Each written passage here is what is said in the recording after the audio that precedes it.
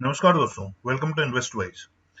तो कल मार्केट्स ने बड़ी शानदार रिकवरी करी। आज तो मार्केट्स बंद थे और लेकिन कल खुलने के बाद अच्छा ओपनिंग खुलने के बाद गैप अप खुलने के बाद में ऐसा लग रहा था कि मार्केट्स जो है आज भी नेगेटिव हो सकते हैं, क्योंकि इंट्राडे दोनों निफ्टी और बैंक निफ्टी माइनस में चले गए थे। लेकिन उसके बावजूद अच्छा रिकवरी किया towards the latter half of the day. काफी दोनों ने बढ़िया बढ़त हासिल की और अब देखना ये है कि कल क्या निफ्टी और बैंक निफ्टी दोनों ऊपर रह सकते कि नहीं रह सकते, और मार्केट की समरी क्या थी, और एसजीएक्स निफ्टी वगैरह और बाकी सब चीजें कैसी हैं, और कौन कौन से स्टॉक्स आप इंटरडे पोजीशन लेके कुछ अच्छे प्रॉफिट्स बना सकते हैं। तो ये सब चीजें हम डिस्कस करेंगे, तो इसीलिए वीडियो का पूरा फायदा उठाने के लिए उसको अंत तक देखिएगा। तो चलिए शुरू करते हैं। तो सबसे पहले बात करते हैं निफ्टी की। तो निफ्टी जो है वो खुला था 55 पॉइंट ऊपर, और थोड़ी देर ऊपर रहने के बाद में माइनस में चला गया 35 पॉइंट पिछले दिन के मुकाबले, और उसके बावजूद वहां से उसने जो टेक ऑफ किया तो जो क्लोजिंग हुई वो 194 पॉइंट हुई। हालांकि 28 पॉइंट के करीब नीचे गिरा, उसके बावजूद भी 194 पॉइंट ऊपर बंद किया है 14,505 पे, 1.36%। और उससे पिछले दिन जो मैंने वीडियो बनाई थी उसमें मैंने बता दिया था कि जो बैंक निफ्टी है वो आउट परफॉर्म करेगा, जो कि उसने किया भी। वो हम आगे बात करेंगे। तो अगर हम सेक्टर्स की बात करें, तो जो इम्पोर्टेंट दो सेक्टर्स हैं जिन्होंने संभाल के रखा हुआ है काफी बार निफ्टी को, वो दोनों माइनस में थे, यानी कि आईटी और फार्मा।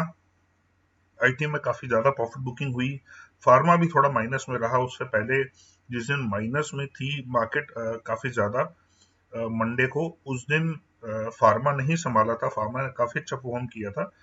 और जो रिजल्ट्स आए टीसीएस के उसके बाद काफी ज्यादा प्रॉफिट बुकिंग हुई। हालांकि टीसीएस के रिजल्ट ठीक थे, लेकिन क्योंकि ओवर वैल्यूएशन हो चुकी थी इतने ज्यादा राइज करने के बाद में, तो वहां प्रॉफिट बुकिंग हुई। और अगर हम एसजीएक्स निफ्टी की बात करें तो लगभग इस समय जब मैं वीडियो बना रहा हूँ तो 78 पॉइंट माइनस में है। नैस्डैक हल्की सी प्लस में है, और यूरोपियन मार्केट जो थे तीनों वो मिक्स्ड हैं। थोड़ा सा पॉजिटिव बायस था, बट ओवरऑल जो है वो मिक्स्ड बोला जाएगा। और जो एशियन मार्केट्स थे वो भी थोड़ा बहुत मिक्स थे। हाँ, तक कल की बात है, मुझे ऐसा लगता है कि मार्केट्स जो हैं वो ऊपर रह सकते हैं कल भी। और निफ्टी जो है वो शायद 14,800 के आसपास तक पॉसिबल है कि जा सकती है, और वहां से फिर और मुझे लगता है कि एक राउंड ऑफ सेलिंग आएगा, क्योंकि जैसे जैसे रिजल्ट्स अनाउंस होंगे। बट मुझे लगता है अगले 2-3 दिन, शायद इस हफ्ते और जो बचे हैं 1-2 दिन, तो उसमें पॉसिबल है कि निफ्टी ऊपर रहे। और अगले हफ्ते से जो नेट अगला हफ्ता रहेगा वो शायद निफ्टी के लिए नेगेटिव रहे, चाहे एक आध दिन ऊपर भी चली जाए लेकिन उसके बावजूद भी नेट नेगेटिव भी रहे। तो ऐसे मेरे को लगता है पॉसिबल है, लेकिन वो वक्त ही बताएगा। बट कल के लिए मुझे लगता है कि निफ्टी जो है वो पॉजिटिव रह सकती है। एचजीएक्स निफ्टी माइनस में जो भी चल रही है 80 पॉइंट उसके बावजूद। लेकिन जो बैंक निफ्टी है वो मुझे लगता है अभी भी आउट परफॉर्म करेगी। बैंक निफ्टी की अगर हम बात करें तो 110 पॉइंट ऊपर खुली थी कल, और एकदम से खुलने के बाद ही 70 पॉइंट माइनस में गई, लेकिन वहां से काफी अच्छा इसने टेक ऑफ किया। और थोड़ा सा वापस देने के बावजूद भी 980 पॉइंट प्लस में बंद हुई 31,772 पे। और जैसे मैंने बोला कि बैंक निफ्टी जो ने आउट परफॉर्म किया है, और ये मैंने अपने जो वीडियो बनाई थी मंडे को उसी में बोल दिया था कि बैंक निफ्टी ऊपर भी रहेगी और आउट परफॉर्म भी करेगी, जो कि हुआ भी एग्जैक्टली वैसे ही।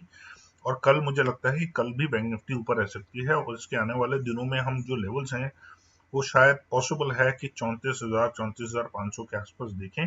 लेकिन उसके बाद में बैंक निफ्टी भी मेरे ख्याल से दोबारा वापस नीचे आना शुरू कर देगी, ऐसा मुझे लगता है।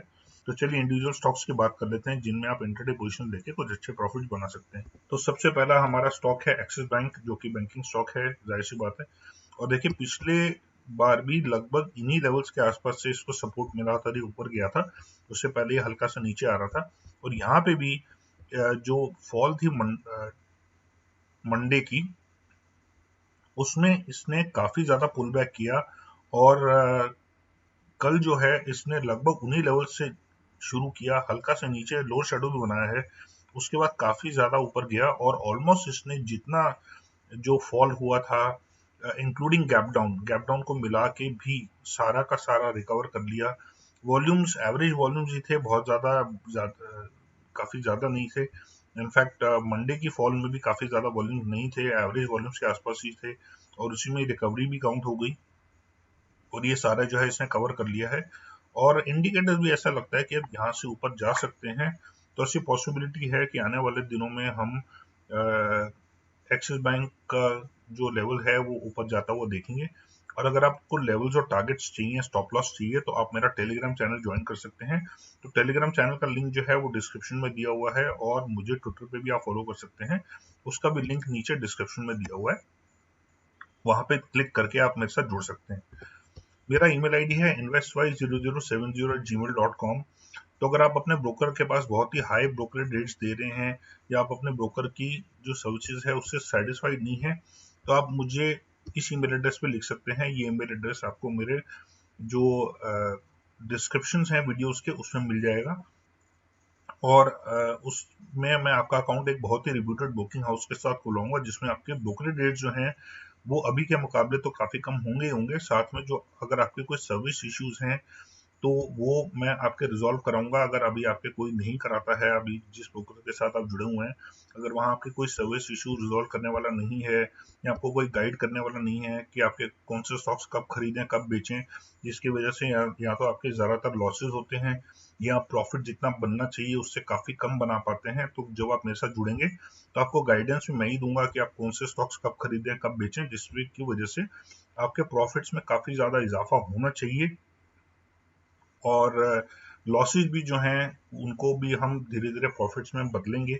और जो आपके सर्विस इश्यूज हैं वैसे तो आएंगे नहीं, काफ़ी अच्छे बुक, जैसे मैंने बोला, रिप्यूटेड और अच्छा बुकिंग हाउस है, लेकिन अगर कुछ आता भी है, आपको किसी भी चीज़ में हेल्प चाहिए होगी, तो उसके लिए भी मैं ही आपका आरएम रहूंगा।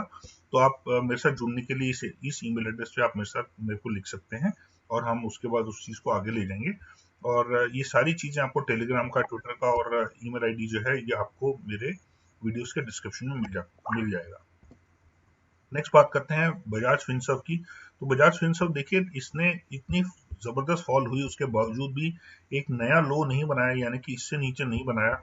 इनफैक्ट जो पिछला लो था उसके भी नीचे क्लोजिंग नहीं दी, और सारे के सारे जो लॉसेस थे वो सारे के सारे इसने कल की राइज में कवर कर लिए, और लगभग 6.5% ऊपर बंद हुआ, और पिछले दिन के मुकाबले काफी ज्यादा और काफी दिनों का हाई इसने बनाया है, और काफी अच्छे वॉल्यूम्स में बनाया है। तो ऐसा लगता है कि थोड़ा सा ये और भी ऊपर जा सकता है, तो पॉसिबल है कि बजाज फिनसर्व कल का दिन भी ऊपर रहे।